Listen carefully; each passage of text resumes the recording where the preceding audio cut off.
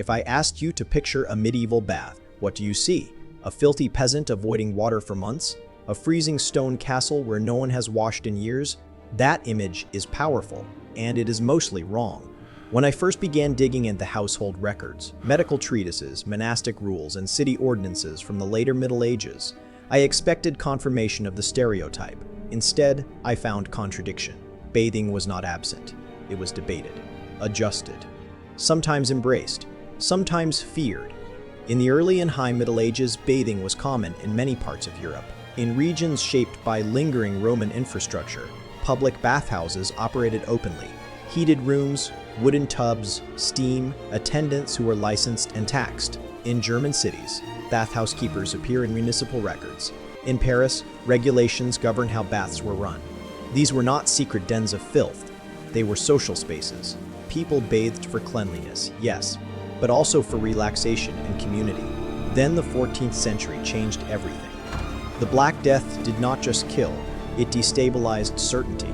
Entire households vanished in days. Physicians disagreed. Priests struggled to explain suffering. When mortality becomes random and terrifying, people search for patterns. Medieval medicine rested on the theory of humors. The body was governed by internal balance: blood, phlegm, black bile, yellow bile. External forces could disturb that balance. Heat opened pores, steam softened flesh.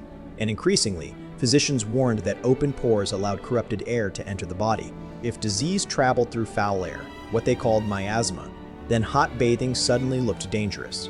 From within their intellectual framework, this was not absurd. It was rational. Some doctors advised moderation rather than total avoidance.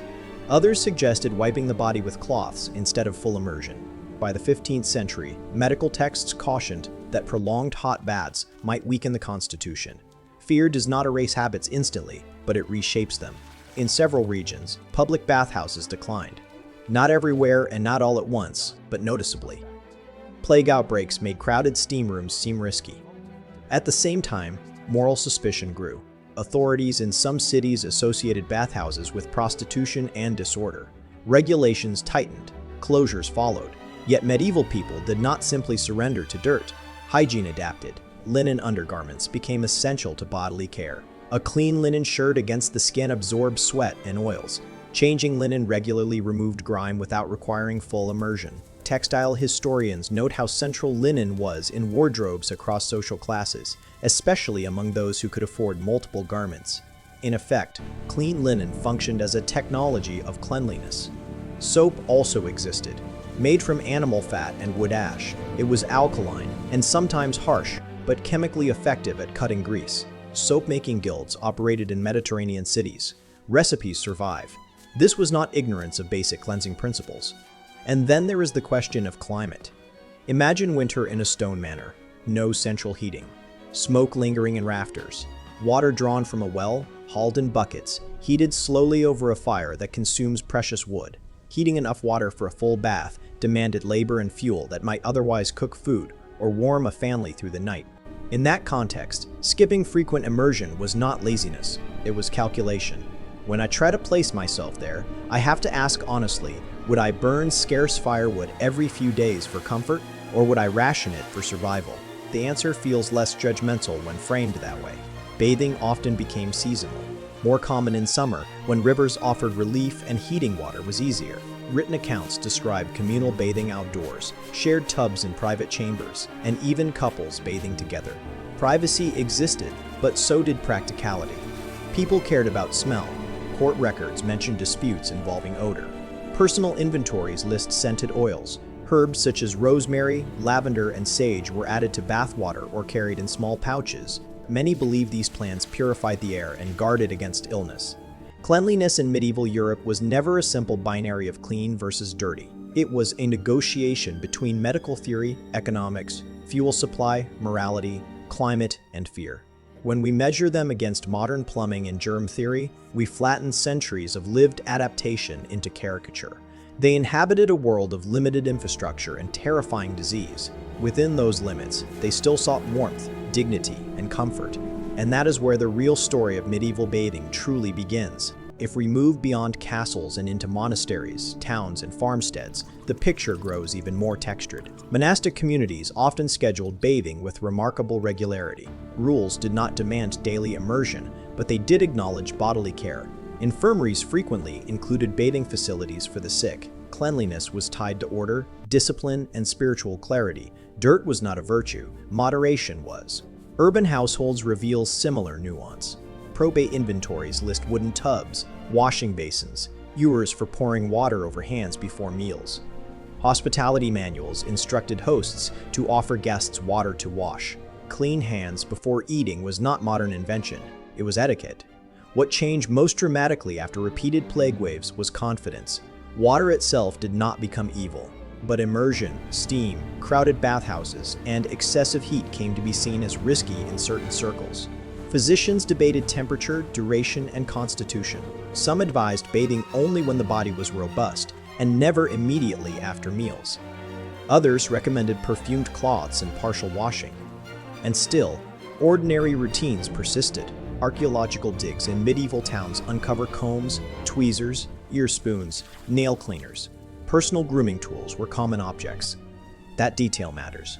It complicates the lazy myth that no one cared. There's also the matter of class. Nobility could command servants to heat water. Merchants with means might rent private tubs. Peasants relied more heavily on rivers, wells, and seasonal opportunity. Access shaped frequency, but desire crossed boundaries. When I read letters and sermons from the period, I noticed something subtle.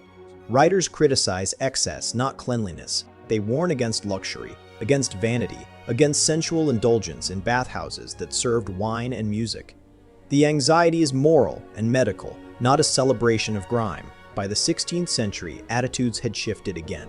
Early modern observers sometimes looked back and assumed decline had always been the norm. That backward projection hardened into stereotype. Later centuries, proud of plumbing and soap factories, exaggerated contrast to flatter themselves. It is easy for us to laugh at humoral theory. We know about bacteria. We understand contagion differently. But historical empathy demands restraint. Medieval people were reasoning with the tools they possessed. Given sudden mass death and no microscopes, caution toward opened pores was not stupidity. It was an attempt at control, and perhaps that is what moves me most. Strip away fantasy armor and cinematic mud, and you find households negotiating risk, parents deciding when to heat water, physicians arguing in candlelit rooms, town councils weighing revenue from bathhouses against fear of contagion.